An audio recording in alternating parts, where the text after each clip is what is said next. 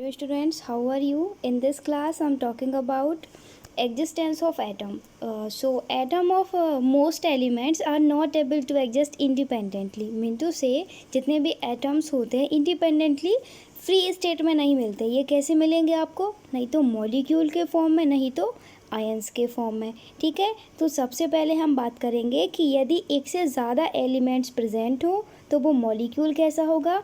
ठीक है, मतलब कि मॉलिक्यूल्स ऑफ एन एलिमेंट. और दूसरा हम बात करेंगे मॉलिक्यूल ऑफ अ कंपाउंड. तो सबसे पहले बात कर लेते हैं मॉलिक्यूल ऑफ एन एटम.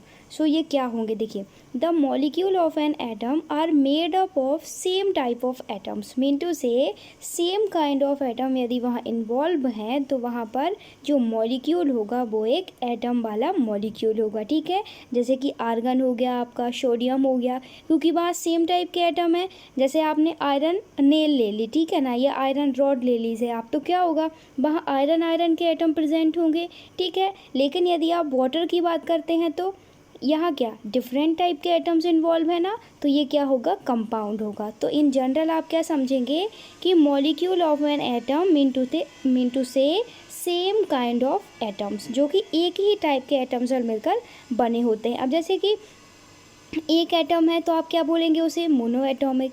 यदि दो एटम इन्वॉल्व हैं तो डाई एटॉमिक. यदि तीन एटम प्रेजेंट हैं तो ट्राई एटॉमिक. लेकिन कैसे होने चाहिए, सेम.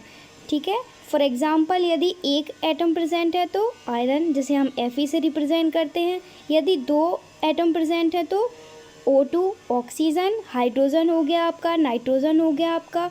ठीक है, एंड यदि तीन एटम प्रेजेंट है तो ओजोन O3, लेकिन वहाँ क्या होना चाहिए, same type of atom. Next हम बात करेंगे, देखिए ये एटोमिसिटी है कुछ एलिमेंट्स की, कि यदि एक एटम है तो आप क्या बोलेंगे, दो एटम है तो क्या बोलेंगे.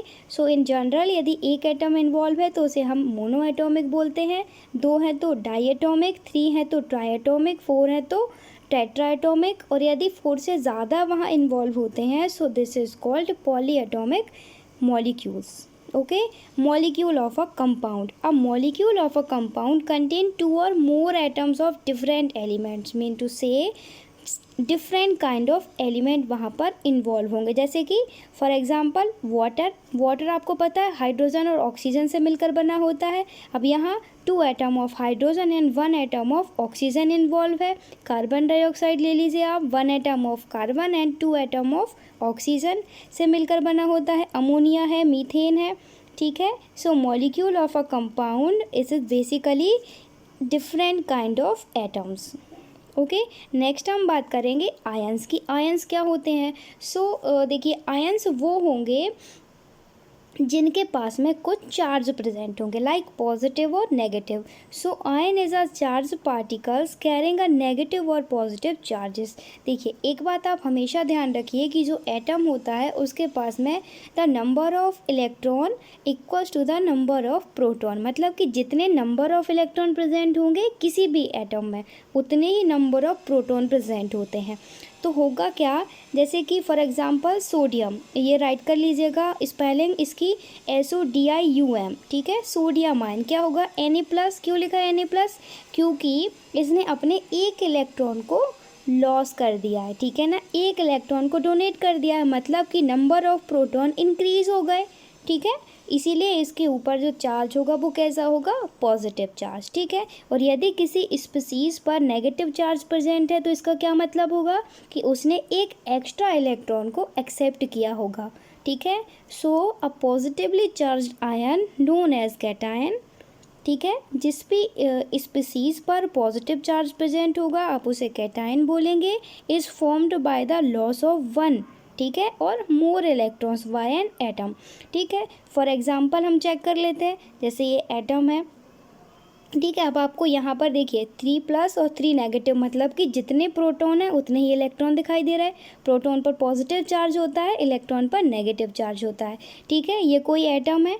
अब इसने क्या किया, एक इलेक्ट्रॉन का लॉस कर दिया. ठीक है ना, लॉस ऑफ वन इलेक्ट्रॉन. तो देखिए आप इसमें देख रहे हैं कि यहाँ आपको सिर्फ 2 नेगेटिव आयन मिल रहा है, मतलब कि ये एक क्या होगा, कैटायन, जिसमें नंबर ऑफ प्रोटॉन ज़्यादा होंगे, ठीक है। सो ऐसे ही कैटायन और एनायन का फॉर्मेशन होता है। नेक्स्ट हम बात करेंगे एनायन की।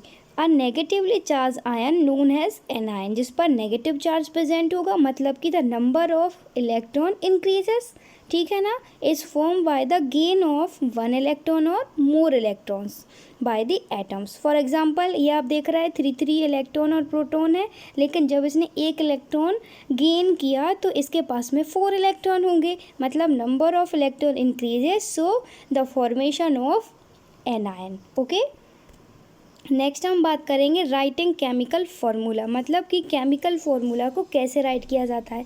तो इसके लिए आपको कुछ कॉमन एंड सिंपल आयंस को लर्न करना पड़ेगा, जैसे कि ये sodium, potassium, silver, copper, magnesium, calcium, zinc, iron, copper, aluminium, iron, ये कुछ आयंस दिए हैं आपके पास में, कुछ नॉन मेटेलिक हैं, कुछ मेटेलिक हैं, कोई पॉलीएटॉमिक आयंस हैं। तो इन सब को आप लर्न कर लीजिए एंड फिर हम फॉर्मेशन सीखेंगे, जैसे कि हाइड्रोक्लोरिक एसिड HCl कैसे फॉर्मेशन हुआ। अभी देखिए, किसी के पास पॉजिटिव चार्ज है, किसी के पास में नेगेटिव चार्ज है, ठीक है। तो ये जो सिंपलेस्ट कंपाउंड है which are made up of 2 different elements are called binary compound, ठीक है, जो 2 डिफरेंट टाइप के एलिमेंट से मिलकर बने होते हैं, ठीक है। जैसे यहाँ कुछ फार्मूलाज आपको दिखाई दे रहे हैं, हाइड्रोक्लोरिक एसिड हो गया, H2SO4 है, ठीक है, HNO3, NH4Cl, K2Cr2O7, KMNO4 etcetera, बहुत सारे एग्जाम्पल हैं इसके, लेकिन आपको कुछ ही फार्मूलाज लर्न करने हैं अभी फ़िलहाल, सिर्फ आपको ये जानने के लिए कि इनका फॉर्मेशन कैसे होता है, ठीक है। ये कैटायन और एनायन से मिलकर बने होते हैं। Okay, thank you so much student, thanks for watching.